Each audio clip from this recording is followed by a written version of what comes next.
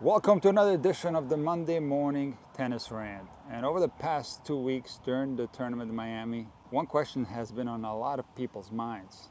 And that is, where does Grigor get his Nike Zoom Vapor 9.5s from? He played in this tournament with a pair of Zoom Vapors that were from like 2012. What, does he have a huge stash at his house? Does he still have a deal with Nike for his shoes because he's wearing Lacoste? There are so many questions there. For you guys that don't know what I'm talking about maybe the best Nike shoe in the history of tennis shoes. I made a couple of videos about it. It's been discontinued. It came back last year. Now it's sold out again. I hope that Nike can put it out for sale again this year. But it's another thing to like about Grigor, the fact that he wears a Zoom Vapor still. But I want to tell you that this Miami tournament has been one of the most impactful tournaments that I've ever watched. And one match in particular had such a huge impact on me, and I want to tell you about it. So as you all know, Andy Murray announced that he's not going to play past this summer. And he's been struggling early this year, but as of late, he started winning some matches. So in Miami, he won a couple of rounds. He beat Echeverry, which was nice to see. And I looked on the scores of the third round, and I see that Murray lost another heartbreaker. He loses to Magic 7-6 in the third. A day later, on Instagram, Murray announced that he tore 2 ligaments in his left foot. And this got me thinking, what happened in this match? When did he tear his ligaments? How was it 7-6 in the third? So I went on Tennis Channel Plus and I watched the whole match. And I can tell you that this was maybe the most amazing thing that I've ever seen on a tennis court. So here's what happened. Murray's playing really well. Magic is an unbelievable player. He hits the ball so hard. He changes directions. I think this guy is going to be very dangerous. But Murray was right there with him. Then Magic broke the match open in the third set, broke Murray, and was serving for it at 5-3 in the third. And it was a super long game. Murray ended up breaking back and was serving at 5-4 to stay in the match. At 40-15 at 5-4, Murray hits a great serve, has the open court, hits a forehand down the line, wins the point, but as he loads up for that forehand, he does something to his left ankle. It didn't look like he rolled it actually, but something happened to his left ankle. He's hopping towards the net, he's in agony and a lot of pain, and it looks like the match is over. The physio comes to take a look at Murray's ankle. There are instances where you can keep going. And that is usually the case when you don't tear any ligaments. You have a little bit of swelling and it hurts, but you can keep playing. But there's absolutely no way that you can keep playing with torn ligaments. So after the injury timeout, Murray goes back on the court and it's 5-all now. And he can't move at all in the game of 5-all. He's trying to get the balls, but he can't. So it's 6-5 Magic and Murray is serving. And here is where Murray shows that he's one of the greatest warriors that we ever seen on a tennis court, because once he was down 5-6, he somehow miraculously put himself in a position to win this match. And I highly recommend that you watch how he did it, because you know Murray, he's not just gonna go out there and blow guys off the court, he's gonna grind. And he was running like a madman with torn ligaments in his left foot. He was able to hold serve,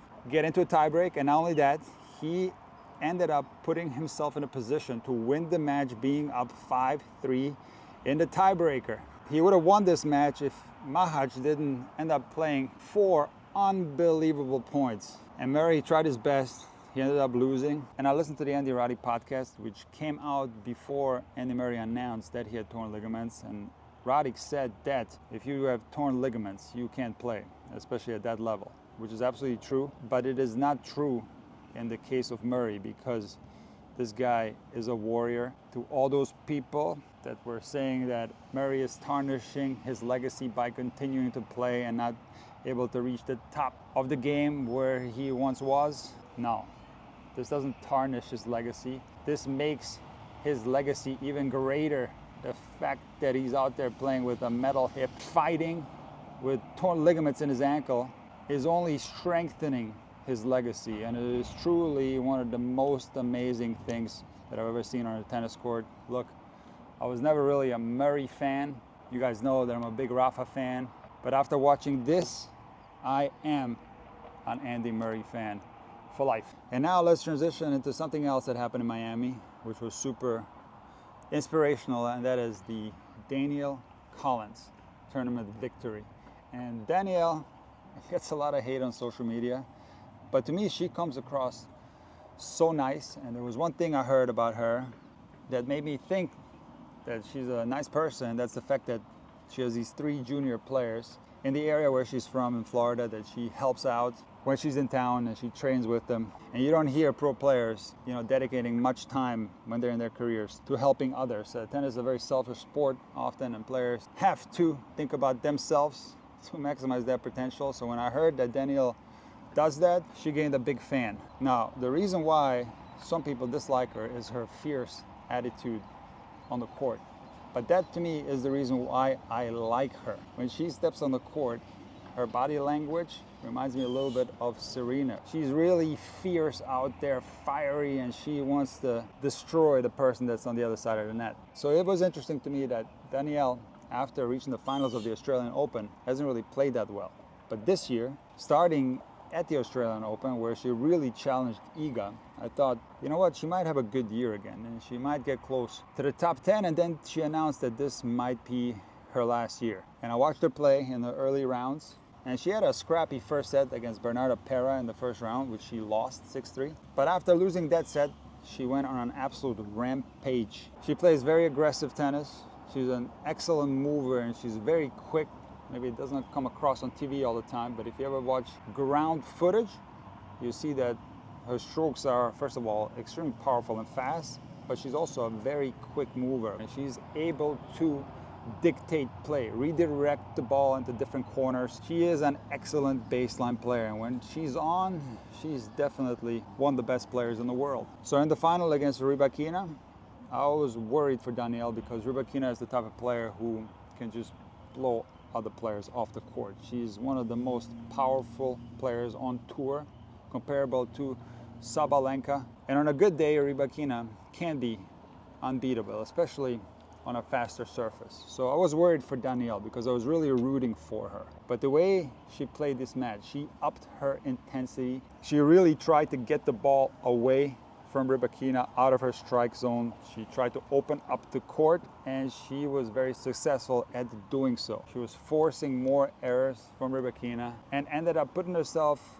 in a position to win the match in the second set. And this is where she did get a little bit nervous trying to serve it out. And again, I was worried that if she loses that game in the second set where she was serving for it, that this is going to be a tough one to recover from if you get broken here. But she held her nerve.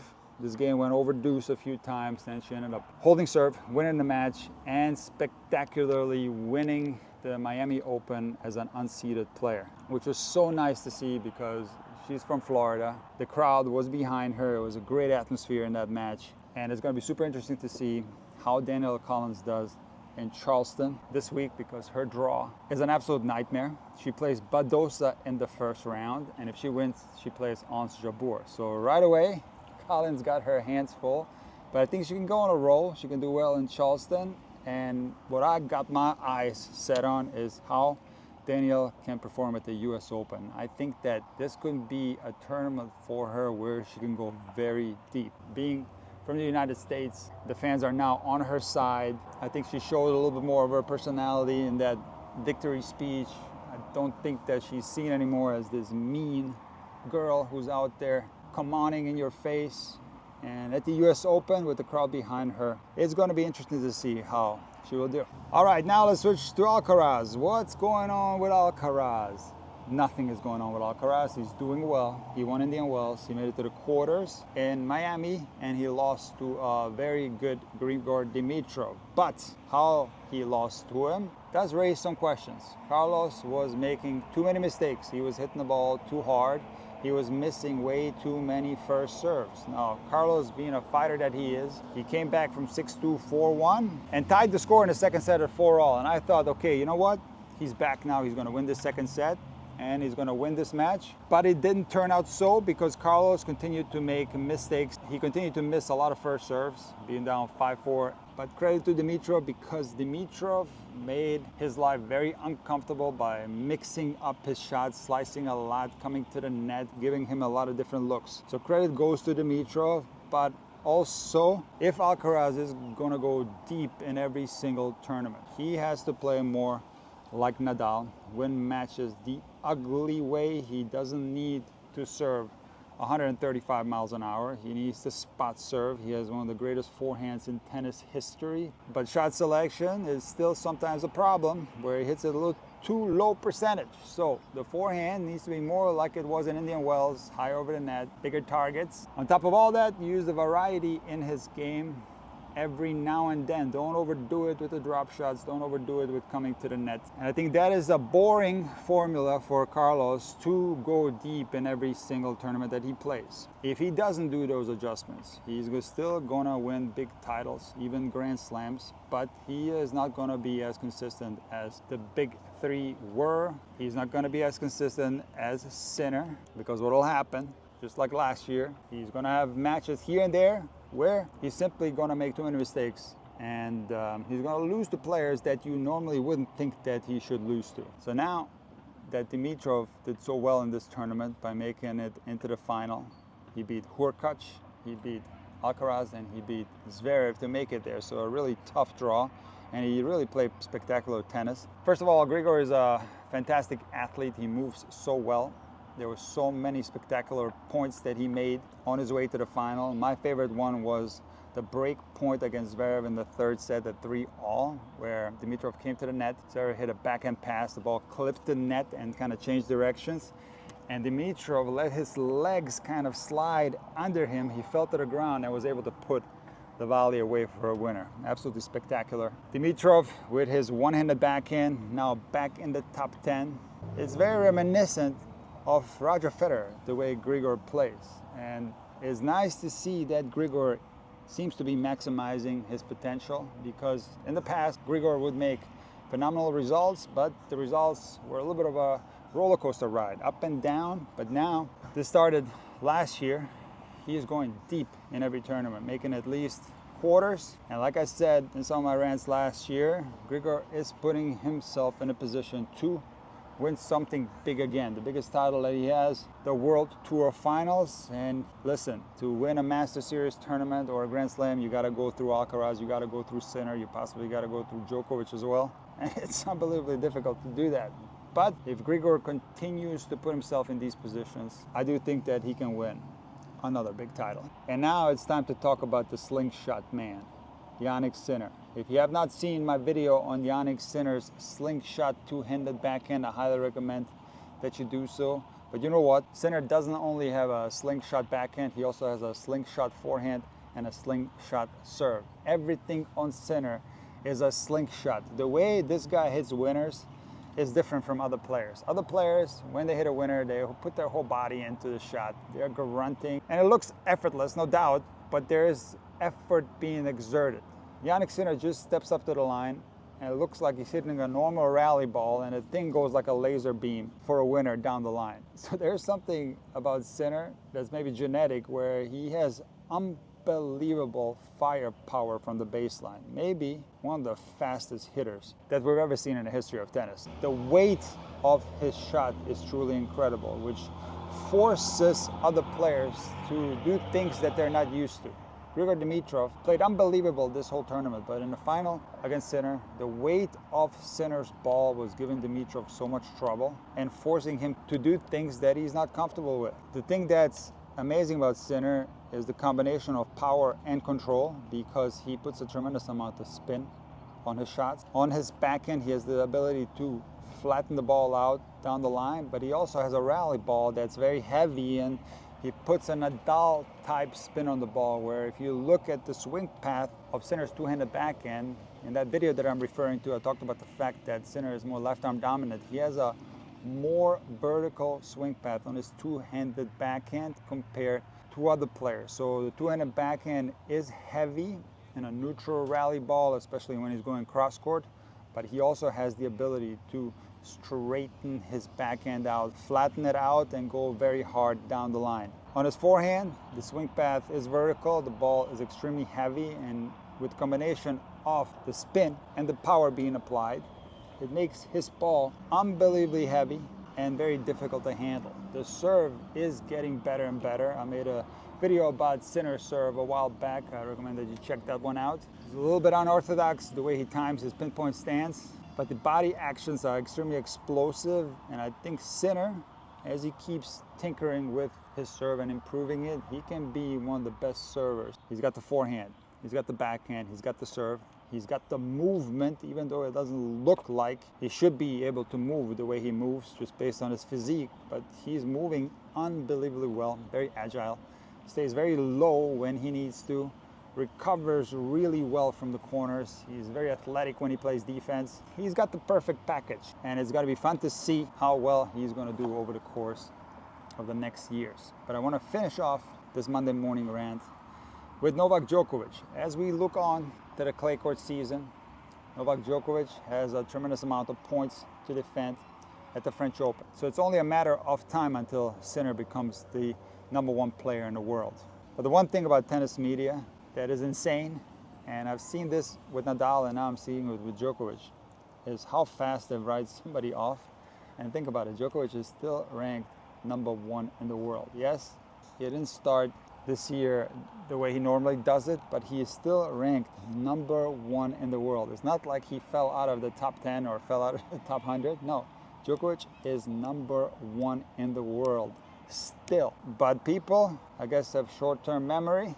They've forgotten about all his titles last year, and they now firmly believe that Djokovic is done, and I don't think so. I think this year is weird for Djokovic. Every time the Olympics are taking place, I think Djokovic puts a little bit too much importance and a little bit too much pressure on the Olympics, and he wants the title so bad. So he's looking for answers, and I think that's one of the reasons why he split up with Goran, and they had a great relationship. They won many titles together, and now Djokovic is looking to change something, to make a small adjustment to start improving his results again. And by the way, Djokovic even mentioned that he might not even get a coach, but if he does get one, I think somebody from his region, either Croatia or Serbia, would be the best fit. Someone like Nenad Zimonjic or Ivan Ljubicic, or maybe even Viktor Troicki or Janko Tipsarevic. I think Vajda is almost like a family member at this point, so it's possible that Novak hires Vajda again.